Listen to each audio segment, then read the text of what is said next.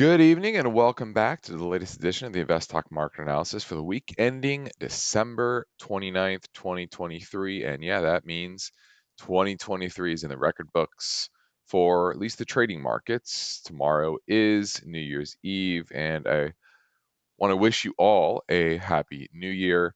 Thank you all for tuning in. I'm host of InvestTalk, Justin Klein. Thank you for liking and subscribing to this channel as well as our podcast, InvestTalk. And this week, I'm going to title the video Equities Finish 2023 Strong. Will the new year bring change? And if you look at the performance overall for asset prices, they were pretty good. They were pretty good, kind of across the board. There were certain sectors. Here's the 1-year return over here. Utilities down 10%. You can see consumer cyclicals up 38%. Technology, obviously the strongest, at 57% after having a terrible 2022. Kind of a snapback there. I'll show you what. And these are definitely in context because yet this year looks so much different compared to last year, right? This is the XLK downtrend pretty much all the way through the year. And I think it's something to take of note. And going into this year, what you saw the low in technology was actually in, what was this? Early October. And you made a higher low in December. And then that was kind of a harbinger of what was going to happen this year. Not something that, frankly, I prognosticated. I can't say I was ahead of the game here. I didn't think that the technology stocks, that growth stocks would do so well this year, but they have. And obviously, we've erased those losses and then some. But still, you could say technology from 176 to 192 from the beginning of last year. From a total return perspective, not that amazing, right? Very, very modest. Um, but very good year. And so it was a very choppy year depending on which sectors you were in. There were some years that did okay, right? Basic materials, or sorry, some sectors did okay. Basic materials, low teens, same as financial services. You had uh, you had subpar years in consumer defensive, obviously because the interest rates were high. I think interest rates sensitive had a rougher year. Energy, after having a great 2022, it had a more rough 2023. Industrials up nearly 20%, so that had a strong year. Outside of those, more growthier sectors like technology and communication services. So that was the year overall. But I want to talk about that. It's just as we go back and review this year, looking back, like I just said, how technology made that higher low in the fall and into the winter of last year. What is happening now during the same time? And what you can see here, I want to change this setting, and you go back 1 year. Okay, so just go back 1 year, and you can see here the growth side of the market drastically outperforming, drastically outperforming. But if you start to zoom in and you say, okay, let's look at the last quarter, a little more balanced, right? Still growth outperforming, especially on the large cap side, but for example, small cap value actually outperformed small cap growth. Okay, that's the quarter. But let's zoom into 1 month. And you can see here, now the value side is certainly leading. And that feeds into something like this.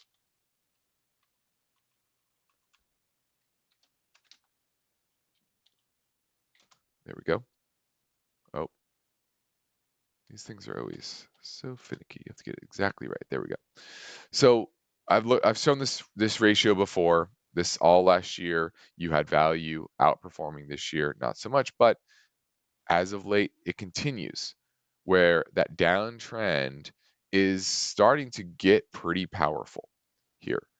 And you're starting to see the moving averages begin to cross. You see the 50 now below the 100-day moving average.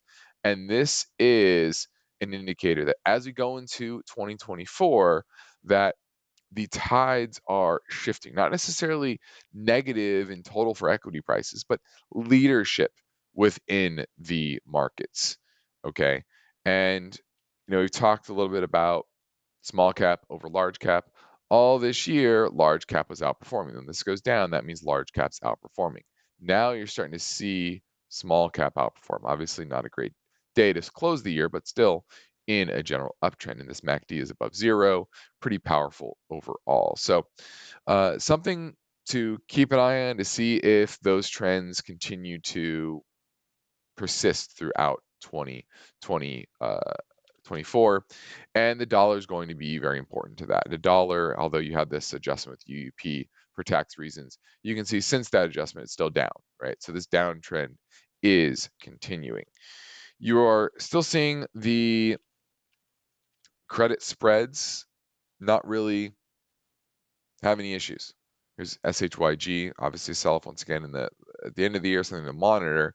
But overall, the fact that remains an uptrend means there's no credit event kind of on the horizon that could bring down the economy. And so as long as the economy is doing okay, and it is to a degree, it's certainly slowing, but we're not recessionary. There wasn't much economic data this week. Richmond Fed was really the only major one, down -11. So that was interesting to see that, and that's a very live data point, -11. So you know that's just the Richmond Fed. Want to see some more broad economic numbers as we go into the first quarter, and the Fed.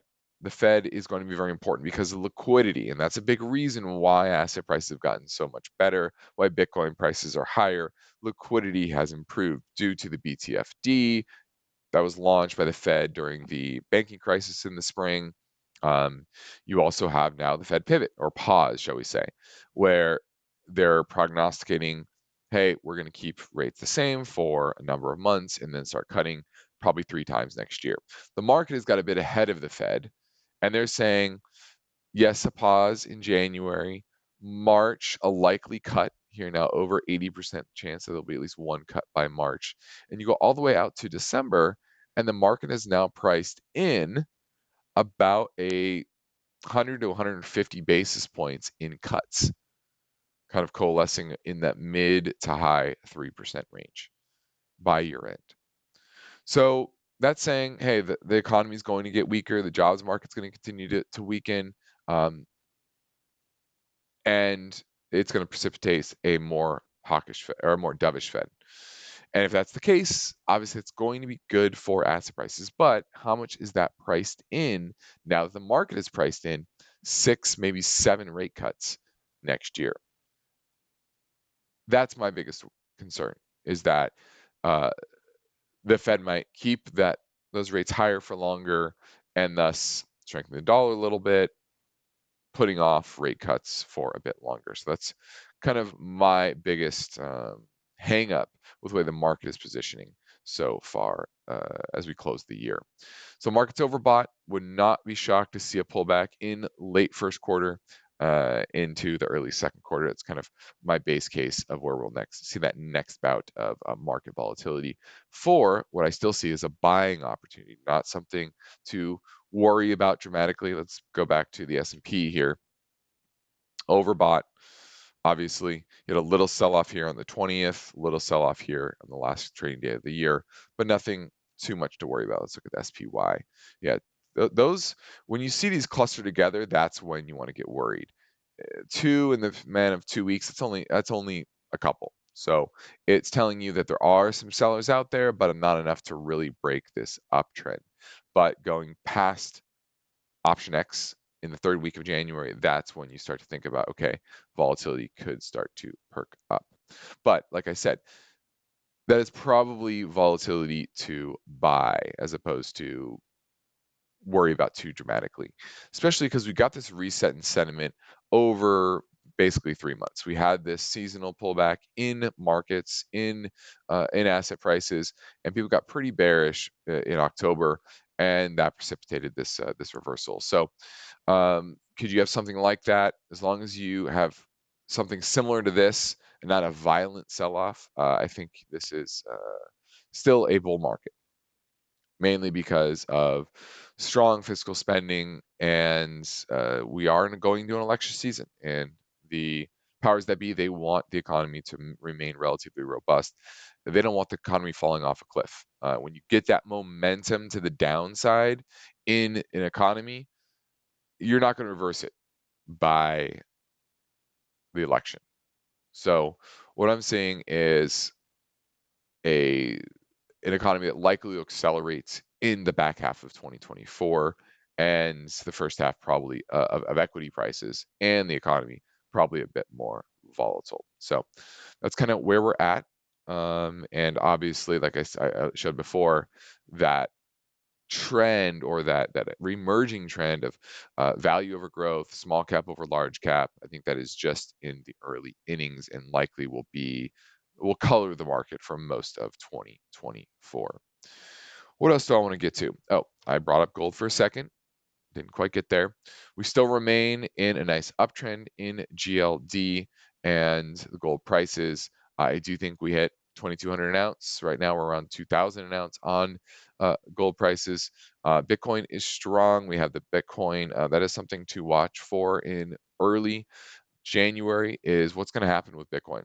This is an interesting little move that I want to highlight. This is the Bitcoin strategy, ProShares Bitcoin Strategy ETF. The first lesson you can take here is, when was it launched? Right when Bitcoin prices were peaking early 2020 or late 2021, and that proceeded to go down almost immediately. And we've had a rally back, but still nowhere near where we were when we launched. But there's all this talk about Bitcoin ETF getting approved, and that certainly might happen. I'm not putting that. I'm not poo-pooing that idea. I think that's a potential. However, big however, this is typically a buy the rumor, sell the news type of event, and this ETF is actually giving me those type of vibes. You had that sell-off in on the 11th of December, and it's just been kind of consolidating since. Look at the MACD rolling over. This looks to be weakening into that potential date. So watch out for that. While I do think there's some Bitcoin is interesting, I think it could be the base layer of money over the longer term. It's going to be a very extremely volatile asset class, I think, for some time. You're going to get massive rallies and massive sell-offs. We just had a massive rally. Could it continue? Sure. But odds are that 2024 will not be as kind to Bitcoin as 2023. Let's look at the VIX. The VIX is had started to get some traction on that sell-off on the 20th, and we have not broken below those lows.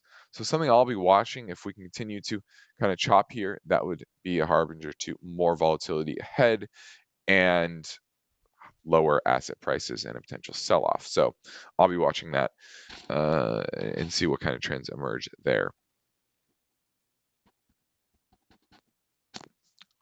Let's look at oil prices. Oil prices, they still remain relatively weak. What's worrying me, I think, the most is that we've had some bullish data and inventory, and market hasn't gotten any traction. We had the Red Sea issue, which probably was a bit overblown. The U.S. Navy has stepped in, provide protection, and that seems to be calming the situation. Longer term, I'm still bullish on oil, but near term, you have to be neutral to slightly bearish on it. And I think that's it. It was a fun year, an interesting year, a good year. We had a great year over at KPP Financial, and excited for next year, especially as value is reemerging. That tends to be our type of style of investing, just because it has the best long-term prospects. So we think 2024 will put the wind at our backs, and any value investor. So we'll see. Excited for it, and I want to wish you all once again a happy new year, and I will talk to you next year. But a reminder, the contents of this video are for educational purposes only and should not be construed as a recommendation to buy or sell security or to participate in investment strategy. The views are my own, do not represent those of KPP Financial or those associated. Have a wonderful New Year's Eve.